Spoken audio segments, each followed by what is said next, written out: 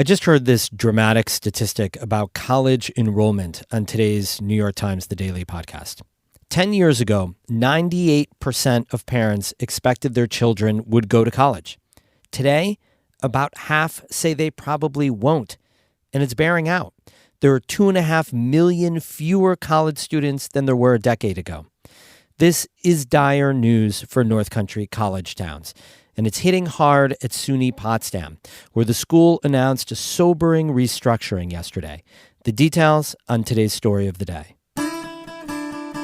Support for Story of the Day comes from Long Run Wealth, an SEC-registered investment advisor in Lake Placid, providing comprehensive wealth management, retirement, and financial planning solutions. LongRunWealth.com. And from SciTech Business Solutions, training and consulting services to help businesses grow. More information at citec.org. Hey, I'm David Sommerstein. It's Wednesday, September 20th. First up, our main story. We reported the breaking news at SUNY Potsdam yesterday, and now we want to dig into some of the details and reaction. As part of a significant downsizing to address major financial challenges, the university could eliminate up to 14 degrees, and an unknown number of faculty and staff will lose their jobs. Catherine Wheeler was at yesterday's announcement in Potsdam and has reaction from faculty and the union. SUNY Potsdam needs to bring down its annual structural deficit of $9 million. That's why President Suzanne Smith gathered the community inside of Snell Music Theater on Tuesday to hear about how the administration plans to begin tackling the problem. We have failed to address the problem in any substantial way for far too long. Yes, I recognize that state support has not kept pace with our needs. And yes, I understand that we're facing increased costs in the coming years. But we must confront this stark reality. There will be no bailouts. This challenge is ours and ours alone to solve. SUNY Potsdam's enrollment has declined by 43% since 2010. At the same time, staffing numbers have not changed. Once monthly salaries are paid, Potsdam is already in debt, with nothing left to fund other day-to-day operations. This is clearly not sustainable.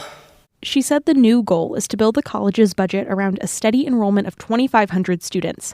That's about as many students who are enrolled for this fall semester. Smith announced 14 academic degrees are being considered for elimination.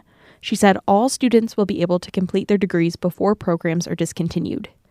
The programs include 2 graduate degrees, one in public health, and the other is the Music Performance Masters under the Crane School of Music. The undergraduate degrees include arts management, dance, theater, French and Spanish, physics, and both Bachelor's of Science and Arts degrees in chemistry.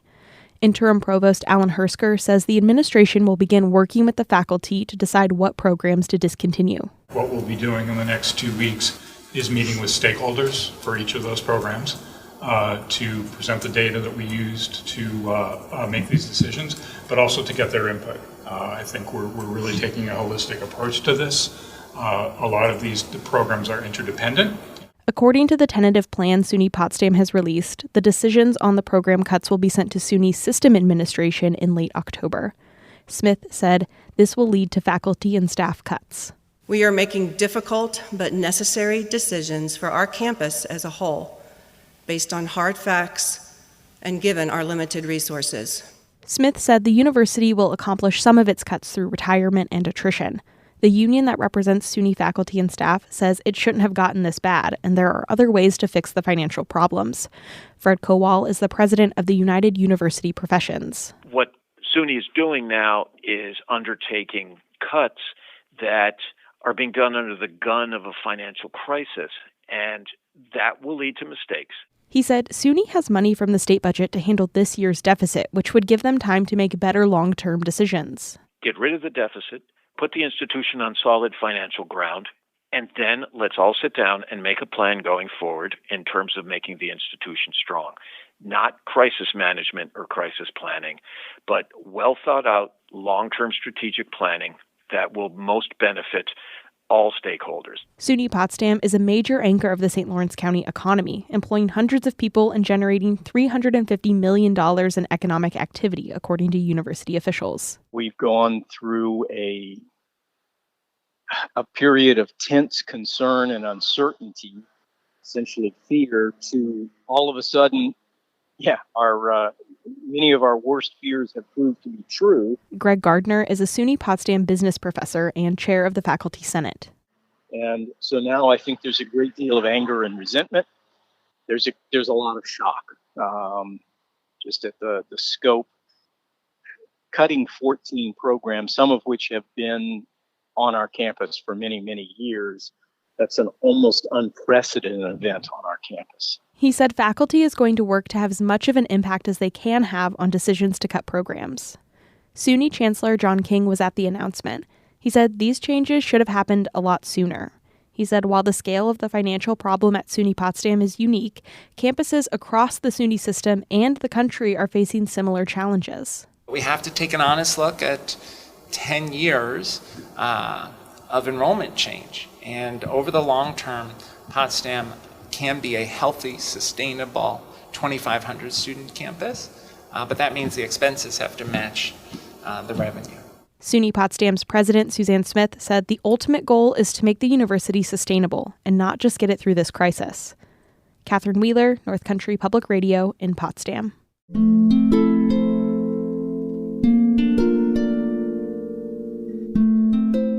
Quick bonus story.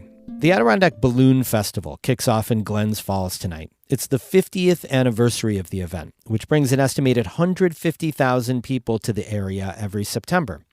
Emily Russell spoke with one of the volunteer organizers of the Adirondack Balloon Festival, Aaron Coker, about what visitors can expect and what makes the event unique. For someone who's never been to an Adirondack Balloon Festival, can you just kind of like describe what it feels like to be there and watch those balloons go up? Boy, I guess it comes from a perspective, for me as a photographer, it's a little bit of sensory overload as they all go up. And I think, for most kids especially, it's a sight that you can't really describe. It's just one of those indescribable moments of, I guess, serenity and amazement. I read that this is the Adirondack Balloon Festival is completely volunteer organized. Is that true? And how is that possible? We wonder how that's possible every day. Yeah, in reality, it's 10 or 15 of us planning throughout the year, in this case, even part of last year, to put this on. We're all, as you said, volunteers. We all have family and jobs, but we put aside what we can to make this event happen. I think each one of us understands the impact of the community this has, and there's not a lot of free events, especially this magnitude. So to keep that tradition alive for locals and non-locals is very important to us. Why are you involved, and what makes the Adirondack Balloon Festival so special to you personally? Well, I have a 13-year-old daughter, and I've been involved for 10 years.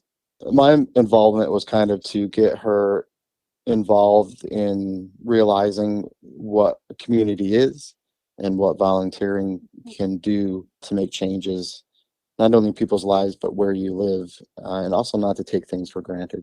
So having her grow up, not only going to the festival, but actually helping out during the event too. She's on the media team, so she helps us with social media and anything really we ask her to do. Apparel, she's folding clothes. So just to get her involved in the event, that means a lot to the community. I wonder why you think it draws so many people, why the festival is so popular to the area.